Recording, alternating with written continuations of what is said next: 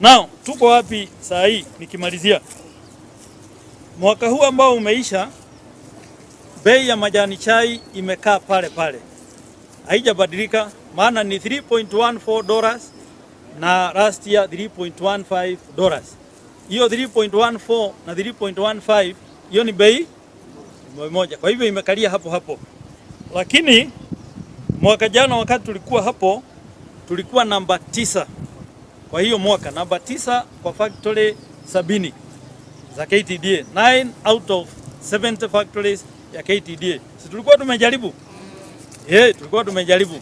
Nayo mwaka huu hata kama bei bado imekaa hapo hapo, tuko namba 6 out of 70 factories. Ni vizuri hivyo? Tumesoga mbele, sio? So kuna factories umeshida lakini bei nayo imekataa kuongezeka. Haiwezi kuongezeka. So kitu kingine ambayo huwa ina gharimu bonus ni cost. Gharama ya matumizi. Sababu ya hii umesikia maneno ya diesel imeenda juu, stima imeenda juu na mambo mengine. Gharama ya matumizi cost imeongezeka na kitu shilingi 4 kwenda juu mwaka huo.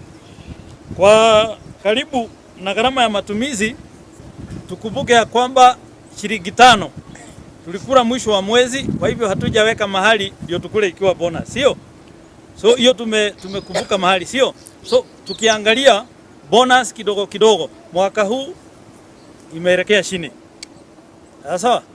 Najua wakulima hawapendi kusikia bad news, sio? Lakini sio wakulima, ni kila mtu, hata mimi sipendi, sio? Lakini mwaka huu bonus imeelekea chini.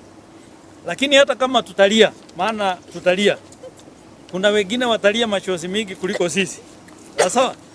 Kwa Meru mzima kidogo kidogo naona kama tutakuwa namba 2 kwa bonus. Kuna factory inaitwa Imenti imetukalia hapo juu kutukalia.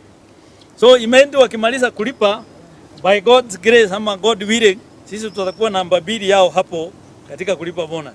Hiyo ni mzuri. Vizuri. Kwa hivyo hata kama bonus itateremka bado tutakuwa namba ngapi? Na kama ni kupiga makofi upiga makofi. Si unipigie makofi tafadhali. Tena mnaye. Wengine watalia machozi mingi kutuliko. Yetu tu tutapagusa tu mara moja hivi iishe. Lakini wengine watarowesha hadi kashifu. Sawa?